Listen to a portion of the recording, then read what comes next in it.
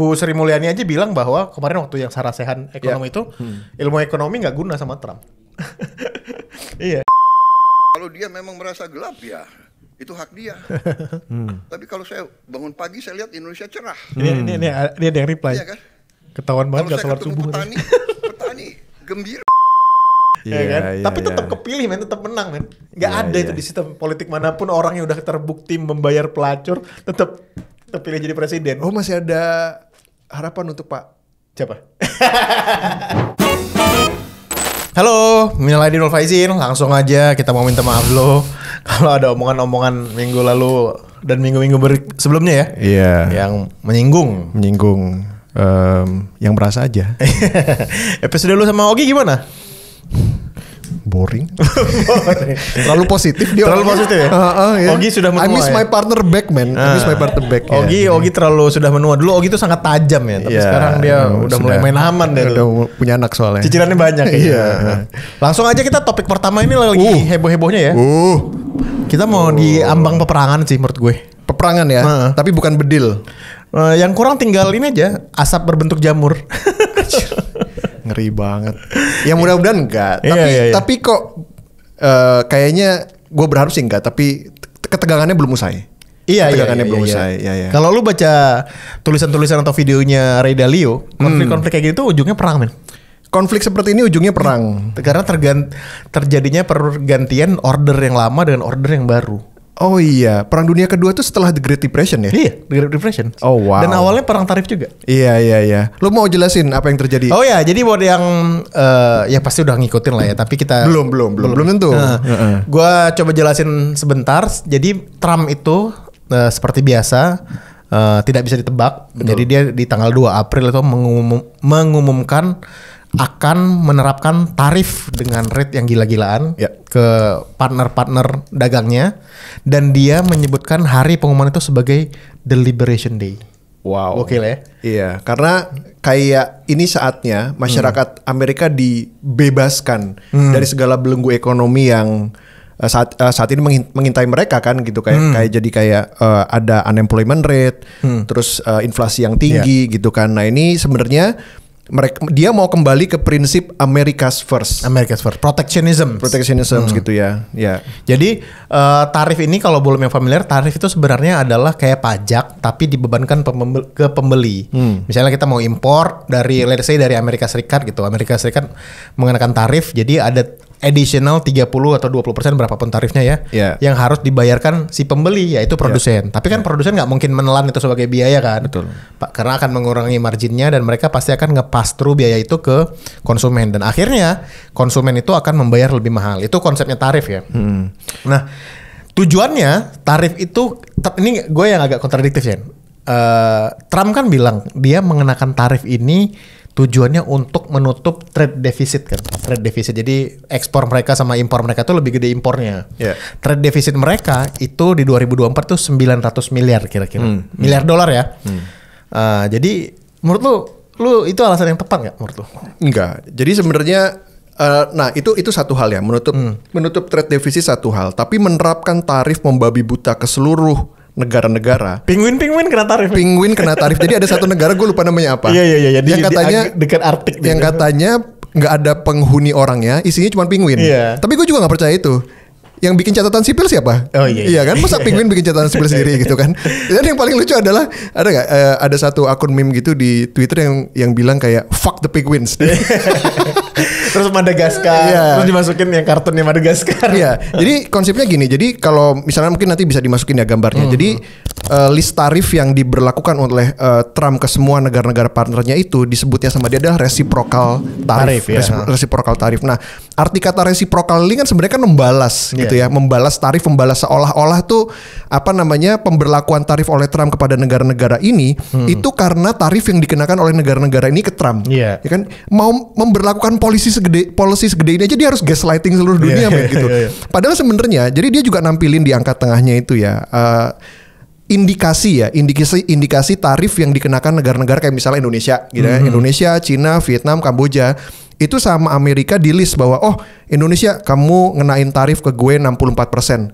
Gue kenain tarif juga ke lu deh tapi 50% aja ya. Jadi 32%. Nah, padahal 64% yang digadang-gadang sebagai pengenaan tarif dari Indonesia ke Amerika Serikat itu bukan aktual tarifnya. Tapi adalah pembagian antara jumlah defisit yang dipunyai dari Amerika ke Indonesia misalnya dibagi dengan jumlah total ekspor ke Indonesia. Jadi bukan tarif sebenarnya. Jadi bukan tarif lawan tarif ya. Bukan. Jadi tapi defisit lawan tarif. Iya gitu iya. kan, Makanya banyak yang Bu Sri Mulyani aja bilang bahwa kemarin waktu yang sarasehan ekonomi itu ilmu ekonomi nggak guna sama Trump. Iya. Anjing bener dia bilang kayak gitu. Dia bilang ke para ekonom, ini para ekonomi Anda nggak guna ilmu Anda melawan Trump. Kayak gitu. Ya benar. Iya. Karena man, it doesn't make any sense gitu untuk Trump ngasih tarif kayak gitu. And it doesn't matter buat Trump. It doesn't matter. Makanya ini maksudnya Bu Sri Mulyani kan sering dikritik ya. Tapi pidato dia ketika sarasen ke pelaku pasar kemarin itu bagus banget. Dia bilang ya sama kayak yang PM Wong Singapura ngomong kayak dunia sudah berubah gitu kan. Kalau sebelumnya itu ada rule based order kan. Bener. Orang ada WTO, patuh segala macam. Ini kan Amerika meninggalkan WTO yang dia ciptakan sendiri, men. God damn. Ya kan? Kayak fuck WTO, I'm out kata dia kan. Akhirnya begitu gitu. Jadi gue sih nggak terlalu percaya ya bahwa menutup defisit anggaran adalah tujuan Trump. Menurut gue nggak terlalu percaya. Karena kayak defisit tadi ya 900 miliar itu di tahun 2024. Ini gara-gara perang tarif itu bursanya Amerika udah kehilangan 5 triliun. Jadi masa dia hanya untuk mendapatkan 900 miliar, dia rela valuasi stok marketnya turun 5 triliun. Dan stock market itu kan sangat menjadi prioritas Trump di periode pertama. Dia rela untuk anjlok, tapi buat apa gitu? Menurut gue adalah buat negosiasi. Tapi negosiasinya itu apa gitu?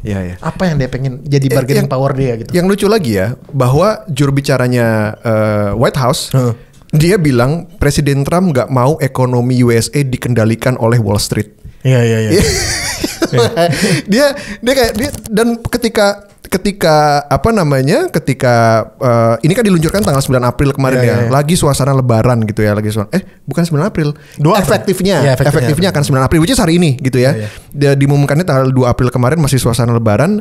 Trump bilang bahwa stock market menanggapinya dengan dengan well. Gitu. Dia bilang short term pain gitu ya. Long term gain. Nah, ini yang itu ya, kita nggak bisa ngelihat horizonnya gitu. Kita tuh nggak bisa ngelihat horizonnya 12 bulan ke depan akan seperti apa gitu ya. Dan tentu saja kakak tertua Kakasi ya.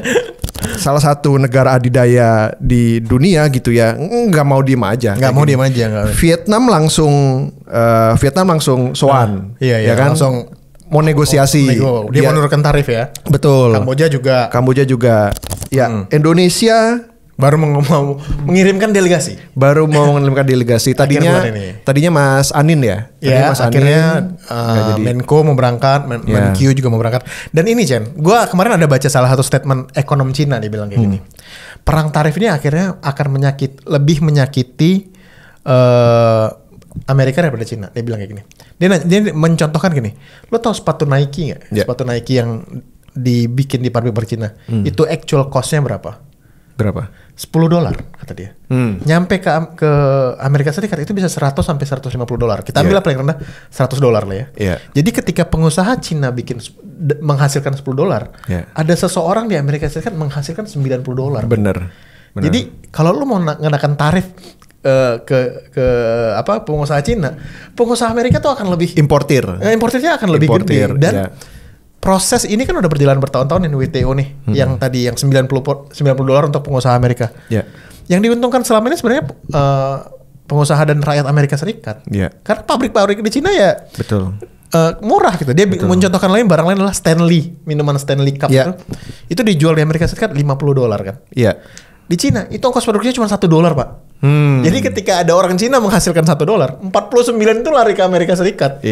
Profitnya buat pengusaha Amerika Serikat. Jadi tarif ini nggak make sense sekali buat rakyat Amerika Serikat. Menurut gua. Kalau gitu sebenarnya marginal increase di price-nya itu datang dari yang barang masuk dari Cina gitu ya. Tapi selain harganya buat konsumen di Amerika naik, profitnya orang di Amerika juga bisa turun. Bisa turun gitu. Oke. Jadi akhirnya, dan lucunya adalah kalau periode pertama kan perang tarif Trump tuh hanya menyasar Cina kan. Iya. Iya kan? Sekarang semua. Sekarang lawan kawan disikat, Pak. Kanada disikat, Meksiko disikat, Uni Eropa disikat. Iya, iya. Jadi akhirnya Kanada itu membalas ya, memberikan tarif balasan tuh 25% untuk produk AS kayak baja, aluminium dan barang-barang lain. Meksiko juga ngasih kebijakan non tarif. Yeah. Jepang mintanya apa? Itu kan Jepang kan allies-nya Amerika Serikat kan, minta membatalkan kebijakan tarif gitu, membuka dialog. Jepang tuh mau pengen dialog lah. Iya. Terus Uni Eropa tuh menerapkan tarif itu 25% untuk produk-produk alkoholnya Amerika Serikat tuh kayak anggur, bourbon, jeans gitu. Jadi emang gue nggak ngerti apa ya tujuan Trump itu ya kayak tadi. Nyari duit enggak, pasti enggak lah ya. Nyari duit enggak. Gitu. Gini sih, negara-negara yang tadi kan ada yang banyak yang tiba-tiba tunduk lah ya. Instead memilih jalan retaliasi, dan gue mungkin melihat juga Uni Eropa yang tadinya bilang mau melawan juga mungkin I don't know, we just have to wait and see gitu ya. Nah sebenarnya kalau tadi pertanyaannya apa, gua rasa karena Cina sih, karena ini tulisan terakhirnya Ray Dalio ya, ini yang jadi dia bilang coba lu semua jangan sampai lu hanya terfokus sama kondisi perang tarif ini untuk bisa menjelaskan gimana kenapa the world is kayak sekarang gitu ya. Jadi dia bilang ada beberapa faktor lain yang bikin suasana itu jadi escalated ke sekarang gitu ya. Jadi dia ngebagi negara terutama yang punya transaksi hutang gitu ya, debt ya, jadi dua. Negara yang ngasih utang sama negara yang berhutang. Nah, jumlah seluruh hutang di dunia ini sekarang katanya udah unsustainable. Karena apa? Sekarang jumlahnya udah terlalu banyak dan rate penambahannya terlalu cepat. Jadi mungkin teman-teman kayak bertanya-tanya, loh kok seluruh dunia, ada kan biasanya statistik ya, hutang dunia adalah sebesar berapa triliun US gitu. Hutang ke siapa? Ke makhluk Mars gitu kan. Tapi ini yang terjadi ketika ada perdagangan, ketika ada perbedaan komoditas ya. Negara-negara itu saling berhutang satu sama lain gitu ya. Dan kebetulan dua negara adidaya ini juga punya koneksi dalam utang piutang ini gitu ya. Cina yang karena pertumbuhan dalam satu dekade terakhir ini sangat pesat, dia duitnya banyak banget. Tapi dia fuel up pertumbuhannya negaranya dia itu dengan cara ekspor. Ekspor terus. Sisa uangnya kemana? Ya dipinjemin. Ya kan? Siapa salah satu peminjam terbanyak dari Cina? Adalah US gitu. Makanya kan? Cina itu adalah salah satu bondholder terbesar Amerika Serikat. Betul, betul. Dia yang banyak beli surat utangnya Amerika Serikat. Nah, gue misalnya Cina nih, ya kan, minjemin lu US kan, utang lu banyak banget ke gue gitu.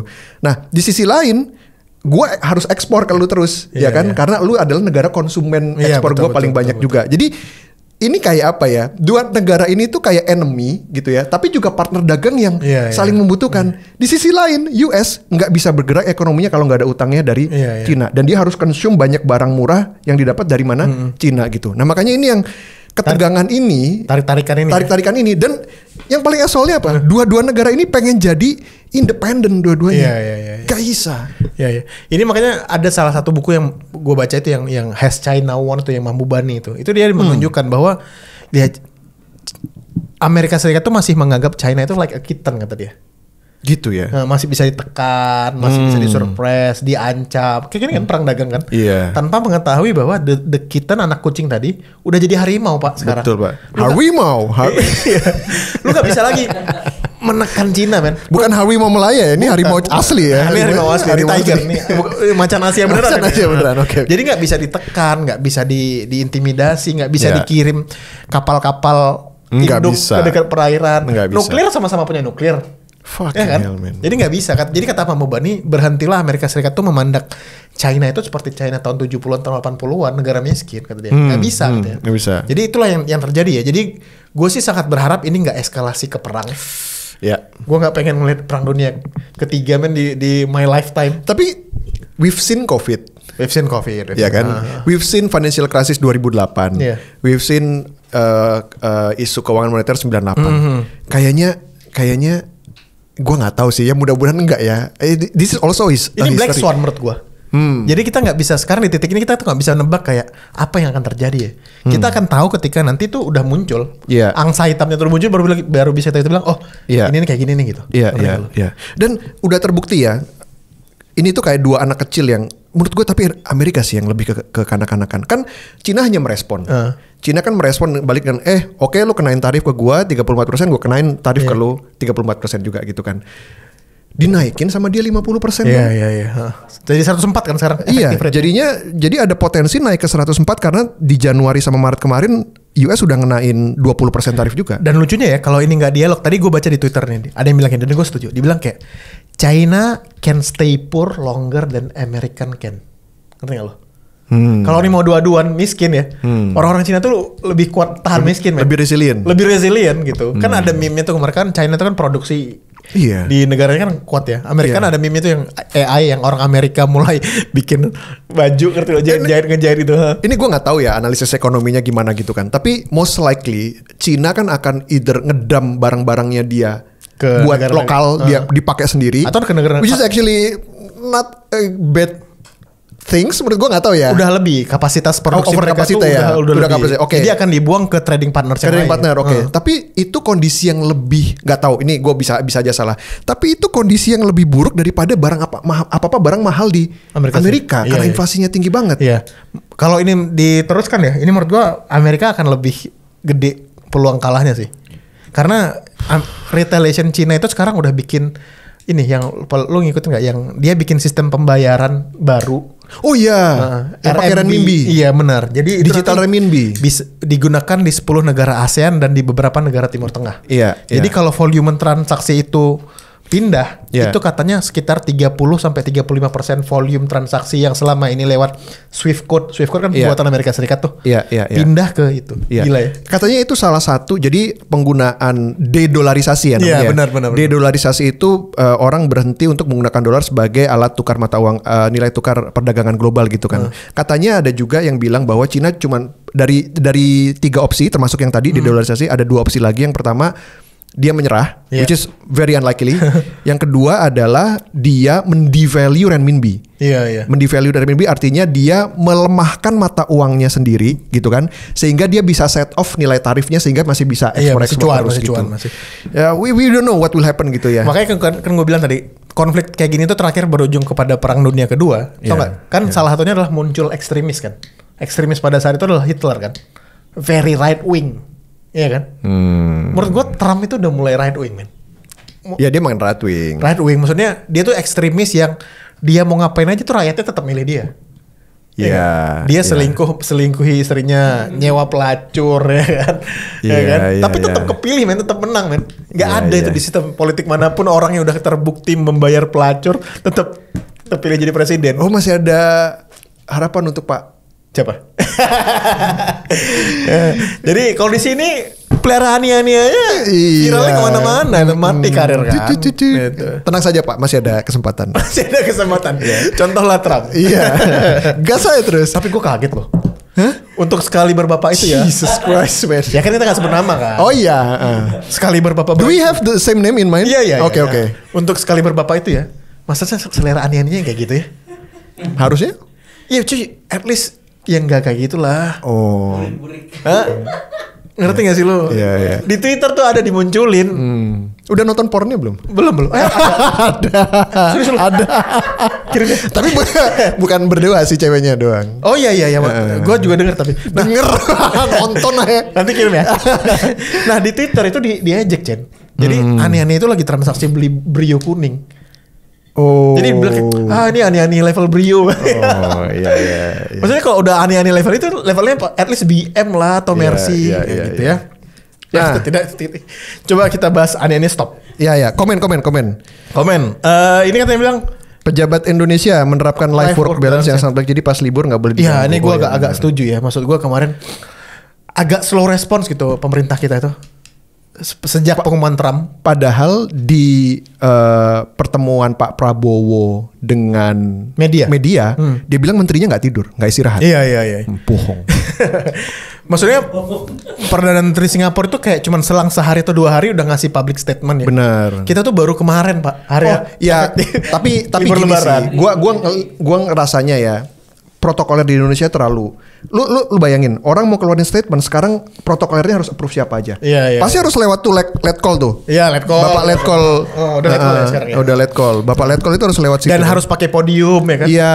Harus ada bunga-bunga gitu. Itu PM Singapura. Di ruang kerja pakai dosen. Iya, pakai kamera, kayaknya kamera handphone deh. Iya. Tapi orang tuh mikir esensinya gitu ya. Jadi gua ngerasa kayak aduh udah libur kita kelamaan, terus pejabatnya juga nggak sigap gitu ya. Dubes AS kosong kok dibiarin. Nah, ini kenapa ya? Lu tau gak alasannya? Iya udah 2 tahun ya. Kan terakhir Pak Rosan kan. Dubes AS Oh tuh. iya. Jadi tim ses. Iya kan? Maksudnya sejak gantinya Rosan Iya, belum ada Dubes lagi kan? AS.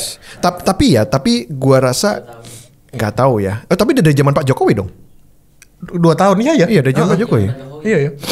Terus dia bilang kayak ayo lawan bareng pakai apa? Toh utang kita juga masih numpuk KS. Nah, ini nanti kita akan bahas di bawah ya. Ini nggak salah. Seberapa besar impactnya ke Indonesia. Which is menurut gua akan minimize. Utang kita numpuk KS itu nggak salah ya? Itu statement yang salah ya? Salah. Negara paling besar pemegang surat utang kita tuh adalah Singapura. Dan Indonesia sendiri. Iya, dan Indonesia Rakyat domestik. domestik. Ya. Min, kurangnya kopi ini pakai AI yang nyaman dibacanya ya. Kamu tuh. Jangan suuzon. Jangan suuzon. Sekali. Ini AI ini anak intern. Iya, anak intern. Nah, lanjut ke topik kedua, dampaknya ke Indonesia tuh gimana? Nah, iya, yang gue bilang kemarin ya, bukan kemarin sih, yang gue bilang kayak sekarang kita ambil aja, nggak usah kita lihat ke seluruh dunia, kita ambil aja 2 yang paling gede gitu, US sama China, dan dua-duanya punya hubungan yang erat sama kita, gitu ya. AS tuh mitra dagang dari lama gitu ya, dan Cina ya udahlah ya, udah kayak kakak tertua gitu. Nah, yang paling mungkin terkontraksi ekonominya satu pasti Amerika. Ya, Kan? pasti itu. Tapi kita ekspor barang ke Amerika, which is biasanya itu elektronik, ya kan, tekstil, footwear gitu ya. Itu cuma 2% dari PDB. Jadi, dan kita tahu PDB kita kan komponen paling gede adalah internal consumption kan, gitu kan, konsumsi rumah tangga. Jadi mungkin nggak akan terlalu gede impactnya. Statement lu itu udah diaminkan oleh Pak JK, Pak. Oh gitu. Iya, Pak JK kan sampai ngitung itu dia berapa penambahan biaya itu katanya. Nggak gede juga, dan gue bisa mengerti gitu kalau ya statementnya Pak Prabowo dan menteri-menterinya yang bilang tidak terlalu berdampak, itu gue setuju. Mungkin. Tapi sentimennya itu enggak. Sentimen pasarnya, kabur dari sentimen pasar. Bener. IHSG kemarin hari pertama perdagangan nggak nyampe semenit tuh. Udah trading halt. Itu tercepat nggak ya? Kayaknya tercepat sih. Gila ya. Itu nggak nyampe semenit itu udah suspended semua. Iya. Jadi mungkin ke dampak ekonominya nggak terlalu gede menurut gue ya, karena kita kan masih didorong oleh konsumsi domestik. Tapi nggak bisa dipungkiri sentimennya itu kena. Benar. Rupiah per hari ini udah hampir 17.000 nih per hari ini. Dan gue nggak tahu intervensi pasar apa yang dilakukan oleh BI. Gue tidak terlalu sedih loh rupiah 17.000. Karena biasanya dia jungkat-jungkit sama pasar saham kita. Iya. Karena harga sahamnya jadi relatif lebih murah buat investor asing kan. Jadi biasanya jungkat-jungkit tuh. Enggak juga. Kalau lu investor asing dan rupiahnya melemah, secara dolar kan return mereka berkurang. Betul, tapi lu jadi masuk lagi karena belinya jadi lebih murah, Pak. Lebih banyak. Bisa. Jadi ini gue juga nggak tahu nih intervensi apa yang udah dilakukan BI untuk menahan nilai tukar rupiah. Ya. Karena kayaknya akan dibiarin aja sih. Menurut gue menggarami lautan. Cadangan devisa kita tuh cuma sekitar 155 miliar dolar ya. Udah sekarang udah turun sekitar 130-an. Mau disiram sebanyak apa lagi gitu untuk menahan dolar. Jadi menurut gua at some level BI itu akan let it go. Udah floating aja udah. Menurut gua ya. Dan itu tadi dependensinya ke US juga ya. Dan menurut gua gini, justru yang paling ngeri sebenarnya adalah Cinanya, karena ekspor kita ke Cina itu 5% Pak dari PDB. 5%. Batu baranya mau dibuang kemana? CPO-nya mau dibuang kemana? Benar. Gitu. Itu yang paling gue. Kalau dia kontraksi, justru gue lebih takut Cinanya sih gitu ya. Dan barang dumping ke Cina nanti. Dan gue nggak tahu ya, maksudnya efek pelemahan mata uang ini. Sebenarnya kan kalau kita ekspornya gede kan bagus ya. Karena cost kita dalam rupiah. Betul. Dapat duitnya dalam dolar. Gitu. Benar. Kita dapat duitnya dalam dolar. Ya, I don't know. At some point mungkin itu set off. Atau nanti dapatnya dalam renminbi. Ya. Segera ya. Ekspornya jadi itu. Nah ini Pak Prabowo ditanya nih pendapatnya ketika mengundang 7 pimpinan media ya. Kan awalnya tuh mereka dibilang wah ini pimpinan media menjilat ke rezim. Ya enggak sih menurut gue. Pertanyaan tajam sih menurut gue. Iya. Nah ini ada statementnya tentang Prabowo nih, coba nih. Karena dia melakukan hal-hal yang dia anggap memperkuat ekonomi. Iya. Ya. Iya. Ini jawaban saya soal pasar modal. Ya. Jadi makanya saya tuh nggak terlalu takut sama pasar modal. Ya. Karena Indonesia punya kekuatan itu yang kita sadar ya, kita jangan punya rasa rendah diri. Setuju gak? Iya dan tidak menurut gue. Iya dan tidak. Iya dan tidak. Kayak tadi gue bilang, Pak Prabowo mungkin melihat pasar modal bukan fokusnya. Karena prioritas dia kan udah jelas kan dari awal dia masuk pangan, suasana energi, water. Oh, iya. Suasana pangan. Nggak sengaja itu ya Pak. Jadi menurut gua kita sudah berhentilah berharap Pak Prabowo untuk lebih care terhadap industri finansial. Itu mungkin bukan prioritas. Itu udah aware aja lah itu. Kita nggak usah berharap dia akan merangkul semua. Dan ketika Trump bilang bahwa pasar modal ups and downs, gonna doing well, dia jadi makin ke bawah. Teman gue juga begitu. Iya dan buat orang-orang yang di akar rumput ngerasa wah ini presiden gue. Iya. Kan? Jadi menurut gue orang-orang yang orang-orang yang intelektual berbasis di Jakarta, udahlah. Iya. Sadar diri aja bahwa kita itu bukan prioritasnya Pak Presiden. Benar. Prioritas Pak Presiden itu adalah makan bergizi gratis, cek kesehatan gratis di bawah gitu. Dan itu yang kemarin Pak Prabowo sempat sampaikan juga ya. Ini yang sedikit mengganggu gue, tapi kayaknya ada benernya kalau ngomongin prioritas. Ketika ditanya soal RUU TNI, ya kan? Coba kamu sama Uni Lubis. Iya. Coba kamu sekarang tanya ke seluruh masyarakat Indonesia, bukan hanya intelektual yang di Jakarta ya. Iya. Gitu kan. Mana lembaga yang paling dipercaya oleh masyarakat? TNI gitu kan. Nah, ketika tsunami siapa yang datang? Gua ada di sana, bener. TNI, Pak. Dan gini. Dia mengesampingkan intelektual yang ada di Jakarta gitu ya. I don't know, is it a good thing untuk bilang hal kayak gitu? Makanya kadang gue kalau nonton kayak gitu gue ngerasa apakah kita selama ini hidup dalam bubble ya? Bubble yang sangat kayak besar, kayak kita terkungkung, terus kayak ruang gema kan yang orang tuh mengamini apa kita ngomong, kita mengamini yang apa orang ngomong, tapi begitu dibilang kayak gitu, ya benar sih ya menurut gue. Di level di sana orang percaya sama TNI Pak. Iya. Menurut gue bahkan ya orang lebih percaya sama TNI daripada polisi. Oh iya itu pasti. Hah? Kenapa?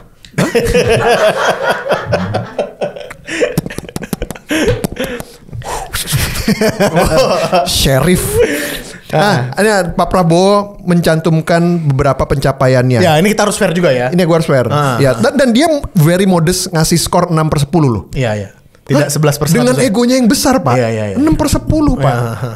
Itu aja buat gue nilai plus. Dan dia bilang kemarin bahwa hanya udah mulai menjilat crazy benernya. Enggak, kan harus katanya. Iya. Tapi kita harus fair juga, adil sejak dalam pikiran lah ya. Iya. Dia bilang kemarin PR dia terbesar adalah komunikasi achievementnya kata dia. Diaminkan sama dia. Iya, dia bilang kalau ya saya katanya evidence base ya. Evidence base. Sekarang evidence-nya udah mulai muncul. Iya. Nah, saatnya dipublikasikan. Which is menurut gue is a good start. Masa dia bilang kayak apa itu buzzer? Apa saya pakai buzzer juga? Lu percaya gak dia senaif itu? Iya. Gue gak tahu nih. Apa jangan-jangan selamanya dia ada tembok-tembok besar yang dan menurut gue satu ya yang gue harus kasih kredit lebih adalah selama ini kan dia dibilang pemimpin yang otoriter, anti kritik, tapi dia mengundang ya. Hari pertama dia ngundang 7 pimpinan media itu. Impromptu question. Dan pertanyaan kan tough question ya. Maksud gue bukan yang kayak meskipun jawabannya bukan kayak pertanyaan Deddy Corbuzier yang ada alien nggak Pak? Lo nonton nggak podcastnya sama Deddy Corbuzier? Ada UFO nggak? Oke. Jadi pertanyaan tuh solid. Terus besoknya dia buka kesempatan untuk diskusi sama pelaku pasar. Menurut gue kalau itu presiden otoriter itu nggak kayak gitu men. Kayak lu diam aja udah. Dan mungkin nggak menurut lu itu karena ada desakan-desakan yang begitu besar beberapa bulan terakhir. Mungkin ya. Akhirnya nggak bisa dibendung lagi gitu ya. Terlepas dari jawabannya mungkin nggak eloquent lah. Pak Prabowo itu kan kalau ngomong nggak. Tapi gue punya kasih tips sih. Sebaiknya ya. Buat orang-orang yang pengen nanya ke Pak Prabowo. Nanya udah pakai bahasa Inggris aja. Bener. Menurut gue Pak Prabowo itu lebih bagus mengkomunikasikan isi pikirannya dalam bahasa Inggris. Bener. Dengerin pidato-pidato dia. Lebih bagus daripada bahasa Indonesia. Iya. Bahasa Indonesianya kayak Pak Harto. Ya saya sudah buktikan. Soalnya kalau bahasa Indonesia itu banyak di layer sama dia. Iya. Banyak di layer. Kalau bahasa Inggris tuh kayaknya nggak bagus. Jadi di Pak Prabowo tuh memamerkan achievement itu adalah bentuk danantara, pemeriksaan kesehatan gratis, terus stabilisasi harga bahan pokok selama Idul Fitri. Ya, itu terjadi lah. Ya. Tapi harus diakuin itu either karena kebijakan pemerintah atau karena emang daya belinya lemah gitu ya. Iya. Tidak jadi defisit beras. Tidak jadi terus pupuk yang dibahas kemarin kan. Iya. Jadi itu klaim-klaimnya pemerintah lah gitu ya. Iya. Nah, ini komen-komentarnya, hanya di zaman Prabowo IHSG bisa bertahan di tengah gempuran tarif Trump. Semua berkat strategi cemerlang hilirisasi dan makan bergizi gratis, solusi dari seluruh masalah hidup Jokowi. There is so many thing happens di satu komen ini, men. Jadi yang Prabowo aja Trump Jokowi lah, aneh banget. Bicara skor jadi teringat skor dari seorang ini anti move on dari debat pilpres aja. Udahlah. Stabilitas harga diketawain minyak 2 liter 40.000 sama cabai 120. Ya cabai memang mahal sih. Yeah. Kemarin nih ibu gue tuh kayak, Bu ini kok gorengan gak ada cabenya? Cabai mahal. Iya, cabai mahal. Tapi cabai mahal dan daging mahal tuh pas lebaran tuh ya mini inflasi aja ya. Iya. Kayak sebuah keniscayaan gak sih? Iya. Lu melihat gimana nih dinamika dunia terakhir ya kan, terus habis itu dengan Pak Prabowo kayak gini ada secerca harapan mulai kebaca lagi nggak? Gue sih kalau penerimaan pajak hari ini per Maret udah positif, mulai keep up gitu ya udah. Gue satu di titik ini gue kalau ditanya tentang masalah tentang perang tarif gue akan jawabnya nggak tahu karena ini black swan. Kayak tadi gue bilang kan, kita hanya tahu nanti ketika udah kejadian gitu. Ini endingnya mau gimana gitu. Karena kalau hitung-hitungan logika, Trump itu nggak nyari duit pasti ya. Cuman 900 billion men. Defisit anggaran. Jadi menurut gue kayak, tapi dia rela mengorbankan inflasi, pasar modal untuk bernegosiasi. Tapi kalau lo jadi counterpartnya, lo mau nggak bernegosiasi dengan orang yang kayak Trump, yang frantic, yang impromptu, yang impulsif, yang kata-katanya nggak bisa dipegang gitu. Jadi apa poinnya kan? Makanya China tuh kan nggak mau. Karena lu harus Trump terbuka sama negosiasi, tapi lu harus bow down. Iya. Malasnya kan itu kan. Kayak lu Zelensky ditai-taiin kan lu depan media. Anjing itu. Ya kan? Aduh. Lu tau gak sih ada picture-nya fans sama Zelensky, terus tapi Zelensky-nya diganti penguin tadi. Iya. Jadi maksud gua kalau lu mau negosiasi sama Trump, lu tuh nggak bisa on par sih menurut gua. Iya. Di bawah dikit lu kayak Zelensky man, ditai-taiin depan media cuy. Why don't you wear a suit? Kenapa lu nggak pakai suit? Kenapa lu nggak pernah ngomong terima kasih sekalipun? Cuy, di mana harga diri China nggak mau. Lu yang paling radio silent lo tau gak siapa? Apa? Putin. Wah, Putin. Putin. Gak ikut gue sih dulu Ukraina. Makanya tahu-tahu aja Putin. Jadi menurut gue di titik ini gue bilang gue nggak tahu ini black swan. We know it will happen when it happen gitu ya. Jadi menurut gue di situ sih. Dan kalau Indonesia, ya kayak tadi gue bilang kita pragmatis aja, udah nggak peduli lah dengan investment pasar modal ya. Iya. Selama maksud gue kita janji-janji Pak Prabowo yang basic itu. Baru sadar gue. Apa? Pak Prabowo tuh liberal sekali berarti. Yang mana? Yang orang pada udah beda aja pasar bekerja. Iya betul. Iya kan? Minim intervensi. Intervensi apa? Iya. Karena itu kan prinsip ekonomi kapitalisme yang sesungguhnya itu kan. Semakin sedikit campur tangan pemerintah semakin bagus kan. Dan yang baru kemarin diumumkan juga waktu Sarasehan. Pasar modal biarin aja, mekanisme pasar yang bekerja loss wae. Terus yang kedua tadi ya, dia juga menakar kemampuan kita untuk bisa menghasilkan barang dan jasa. Udahlah TKDN direlaksasikan saja gitu ya, being fleksibel. Karena TKDN tuh secara konsep bagus. Tapi udah 10 tahun lebih gak jalan. Betul. Jadi menurut gua ya udah loss wae gitu kan. Lalu kuota impor untuk barang-barang yang jadi dia pakai istilah apa yang merupakan hajat hidup orang banyak gitu ya, udah dihilangkan saja gitu. Kayak argumen gini ya, kasihan misalnya impor daging sapi ya. Kasihan nanti peternak lokal nggak bisa compete. Menurut gua kasihan mana sama 270 juta rakyat Indonesia yang nggak bisa makan daging murah. Dan itu jadi proyekan import. Betul, jadi bancakan. Gitu. Betul. Jadi bancakan. Jadi menurut gua biarkan aja the invisible hand itu bekerja. Mas, lu bayangkan ya. Betapa banyak keputusan besar yang diambil. Gue nggak tahu apakah itu udah dikomunikasikan sebelumnya. Dalam 4 jam kemarin, men. Ya Sarasehan itu kan. Iya. Terus Pak Prabowo kan bilang, aduh ini saya nggak enak nih kalau ada wartawan gini. Ini nanti gimana? Oh ini live Pak. Oh ini live ya. What the fuck? Tapi gue bisa melihat kemarin pas Sarasehan ekonomi itu, wah ini udah mulai setirnya tuh udah mulai. Iya. Bener. Foto sama Bu Mega. Iya. Apa yang ada di kepalanya M kan? Pengajak. Gila. Jadi menurut gue udah mulai konsolidasi powernya udah jalan. Udah. 150 hari. Dan mudah-mudahan ini lepas dari yang Konflik-konflik kemarin ya? Enggak, dari pengaruh yang sebelumnya ya. Siapa tuh? Hah? Ada lah itu. Siapa tuh? Nah, jadi menurut gue Mr. M, Mr. Satan. udah bener, udah mulai kejadian gitu ya. Iya. Ekonomi liberal makanya gue bilang tadi gue nge-tweet ini 150 hari pemerintahan Prabowo baru kali ini kebijakannya yang gue setuju. Iya. Yang relaksasi impor itu. And it happened so quick, man. Ini happen so quick gitu. Jadi So quick gitu. Kita tuh gak tahu ya. Udah gue tuh dicap lah. Ya udah deh pokoknya gitu deh. Ya. Pokoknya ada. We'll see. Tapi gue harapannya adalah semua yang diomong ini resultnya kelihatan di numbers. Ya. Ngerti nggak? Iya. Jadi nanti jadi ketika ini kan Pak Prabowo bisa klaim kan kita udah bikin Danantara makan bergizi gratis. Iya, Show me iya. the numbers. Betul. Bener nggak? Kena di atas sekarang 5,3 terakhir ya. 5,03 ya. Economic growth. Bisa 5 aja bagus banget sih. Di tengah-tengah kondisi kayak gini bisa 5 aja bagus Bisa banget. 5 sih ya. Kita nggak bisa berharap banyak sih. Yaudah reaksinya tuh. Reaction. Uji coba makan gratis buka puasa. Bahas apa nih?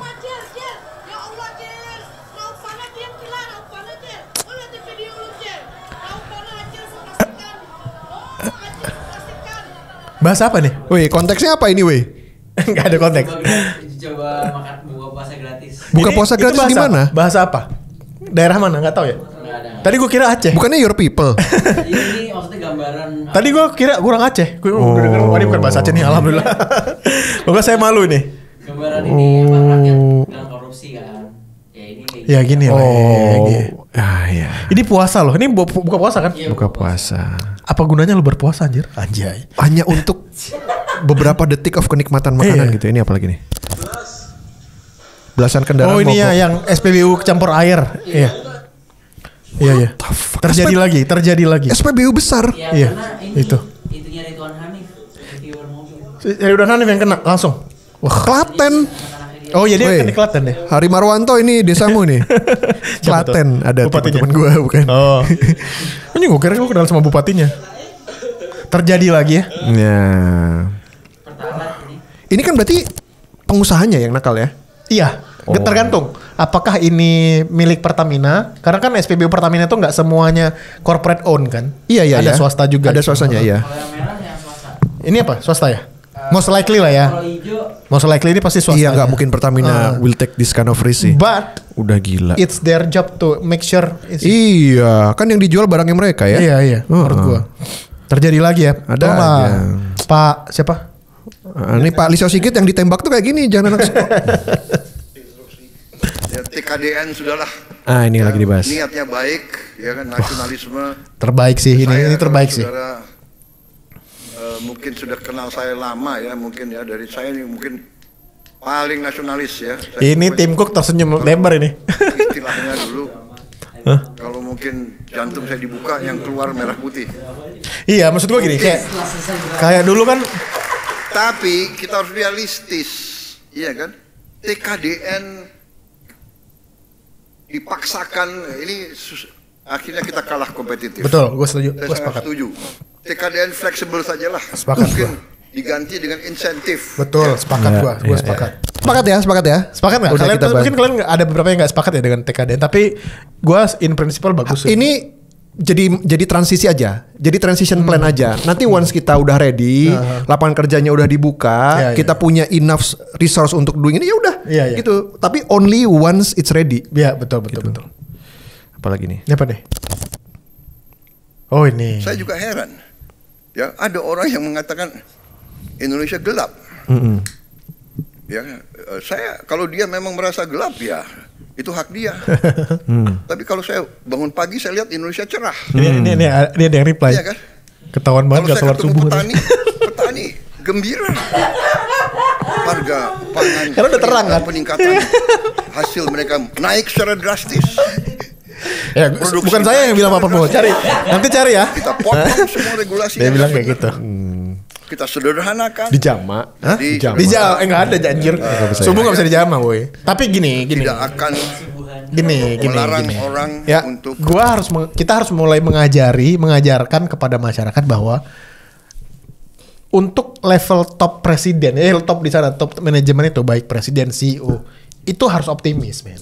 Iya. Iya, gitu. Bener. Nggak bisa lu level CEO ketika ada masalah pun terjadi di perusahaan lu atau presiden di negara lu. Iya. Ya saya khawatir, nggak bisa. Iya. Lu cerminan gitu. Jadi Bener. Pak Prabowo ditanya kayak gini ya pasti jawabannya kayak gini gitu. Iya. Komunikasi politik lah ini. Iya, jadi lu pragmatis aja gitu. Nggak ada mungkin presiden itu ketika ngomong, oh iya saya sangat khawatir ini Indonesia Iya. gelap. Iya. Goyang Pak satu negara Pak gitu. Iya. Jadi kalau dengar-dengar kayak gitu iyain aja. Dia presiden gitu. Iya. Ya kan?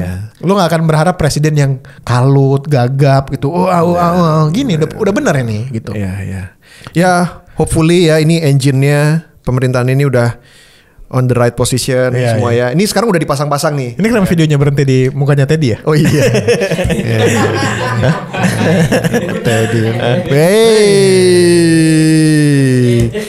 Ya. Tolong ya ini tangkap Pak. Gue beberapa waktu terakhir baru nonton video yang akhirnya mendengar suaranya Let Call Teddy. Betul Teddy. Cute banget ya suaranya. Iya. Gue belum tahu sih, gue belum tahu. Nah, gitu dia. Gituin siapa? Siapa tuh? Gue lupa sama siapa. Marwar Sirait ya. Nah, akrab ya. Iya. Ya, gak apa-apa juga. Gak apa-apa. Tidak ada yang salah, tidak ada yang salah. Inklusif. Pemerintahan yang inklusif. Kita dulu Orde Baru tuh pernah terbukti kan punya Iya. menteri. Jadi lu bilang bahwa Enggak. Enggak apa-apa maksud gua. Gua tuh kita iya inklusif. Kalau iya juga nggak apa-apa gitu. Betul, Jadi betul. makanya kan kita gua pribadi gua nggak pernah bahas ke sana-sana. Iya. Kritik aja gitu. Tapi Betul. ketika udah gitu, melipir ke sana-sananya kayak udah kenapa emang iya. gitu. Terbuka lah, open minded Iya lah kita cuman sekarang. kita berdosa dengan cara yang berbeda. Anjir.